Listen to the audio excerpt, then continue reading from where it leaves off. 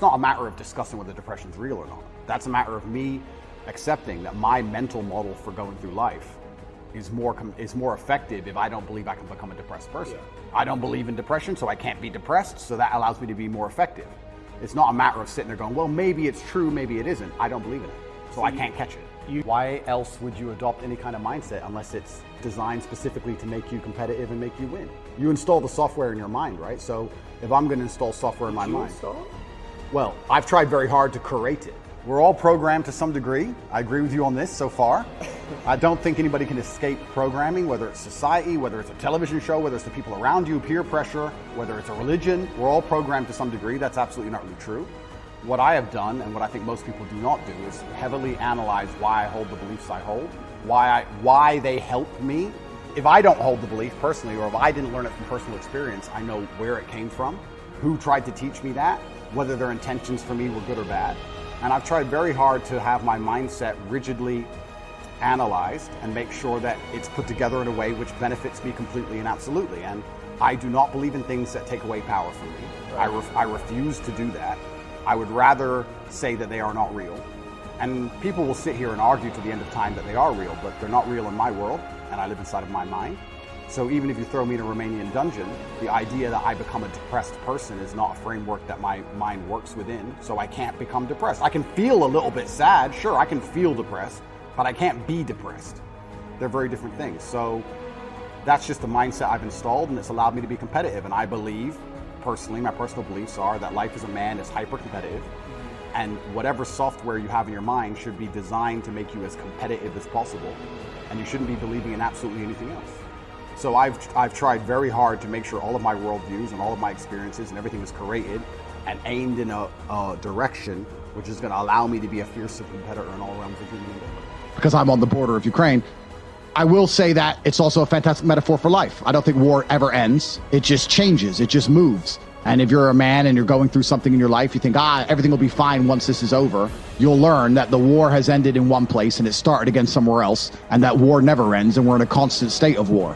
I sit around with my brother and we talk about, man, when this is over and we finally beat this case, we're going to be so happy. But I think there'll be a new war. I think there'll be a new case, or a new problem, or a new difficulty, or a new struggle, or new pain. This is never going to end. So war never ends. It just shifts and just moves.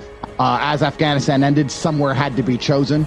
And it's not necessarily about what's right or what's wrong or what's just. It's just about the fact that it's a very unfortunate reality of this world that sometimes people just die and they don't even really know why. Oh, completely. And I think my father sacrificed his marriage for us boys. He sacrificed his marriage and his relationship with my mother to ensure that us boys were taught the way he believed we should be raised. My mom was very unhappy with certain things he did, which he insisted on doing anyway, because he saw his legacy in us as more important than his marriage with my mother. But I'm not saying, look, if my son calls me and says, I'm really upset, I need to talk to you, I'm not going to say, no, you can't talk to me. I'm not psycho, right? I understand all of these things. I'm just saying, obviously we're talking about a very general scenario. The general scenario is, I'm a man, I'm away at war, I come home with a story, or if I'm spending time with my son, I want us to be building him as an individual. I believe that the mother does a lot of the day-to-day keeping the child alive, changing diapers, feeding them, etc. And the man is the one who instills a lot of the mindset, and the man is the one who grows them in very important ways. And I think to do that, I need to be a man of genuine capability. And I would argue that the 2 hours a month or 2 hours a week or whatever I spent with my father, him being the man he was worth more than the 200 hours a month that most men spend with their fathers. That's why I am the man I am. Absolutely. Absolutely. When enough men get in a room and get pissed off, we'll charge at machine guns. It's amazing what you can do to the male psyche. When you have men around you who are brave, we can literally go over the top of the trench. It's incredible what can happen. So that's the biggest source of strength for me and my brother. We'll walk in the same room, give each other a nod, don't even say a word, and we're instantly ready to die because we've always been that way. And I only like hanging around with men who think that way. And that's why another reason, if you want to apply it to society, one of the reasons they attack masculine friendships so heavily and try and make out like men shouldn't be friends and being friends with men is gay and all this garbage. They try and destroy it because they want men lonely, because as a lonely man, you're much easier to kill. I see men who spend every day with their woman. That's fantastic. That's fine. That's how he elicits her love. That's how that's how my brain works. Yeah. I see men who spend every day with a woman, which is fantastic. He wants to, she wants to, that's great, they're happy.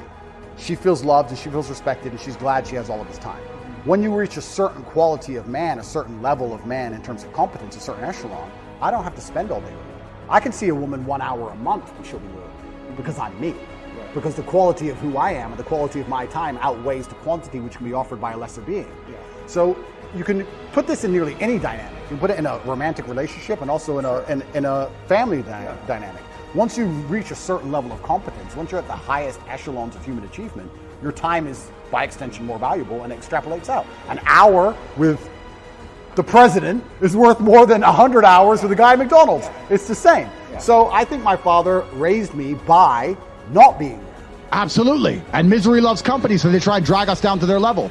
And it's amazing where if you get 9 brave men in a room and 1 coward, that coward will probably still do the brave thing. He doesn't want to be seen as the only coward in the room. Peer pressure is real in both directions, both up and down. A downward spiral is real because people adhere to groupthink, but so is an upwards tornado of truth and justice is also real if people adhere to groupthink. So that's why bravery is so important, and that's why masculine friendship is so important. I can't be a coward. My brother won't let me. He can't be a coward. I won't let him. And it's a feedback loop. I think a lot of those things come from love. I think it's very difficult to do nearly anything important if it's not, perhaps to a degree, driven by love or the desire for love. I think the reason a lot of men want to become rich is because they want to feel loved or feel important or to matter. I also feel like the reason that a lot of men do the things they do is for love, either of themselves or of someone else. I think the reason men go to work is because they love their family. The reason you go to the gym is because you love yourself. I think that love is a very powerful driving force. I certainly feel love. My world is full of love. Like, I would argue I'm one of the most loved people on the planet. Like, if I check my phone, it's just love. Yeah. It's endless emails of people I don't know who love me, endless females who do know me love me, endless pictures of children saying they miss me. Like, I'm a very loved person in a very loved world. I love a lot of people. And that's what they want. And most men, this is the thing that's very important. It's the final act of destroying masculinity, is that a lot of men no longer have shame. You have no shame left. You should be too ashamed to be a coward. You should be too ashamed to do the wrong thing. Where's your shame? Well, we destroy that, right? We destroy that even in schools with men and stuff. I'll tell you something. My brother can shame me into doing something. He can shame me, he can call me a pussy or a coward, and I'll set up and say, no, I'm not, and I'll do the brave thing. Shame works for men sometimes. I say to men all the time, men come to me and say, I can't get a girlfriend. I say, it's because you're a loser. You are a loser. Change that fact. Come to me and prove to me you're not a loser. I will shame him, and he will react to it, and his life will improve. But now we have men with no shame. They'll walk around with no shame at all, and then we wonder why we have a whole bunch of cowards. Cowardice is always the easy choice, but you should feel too much shame to take it. Too much shame.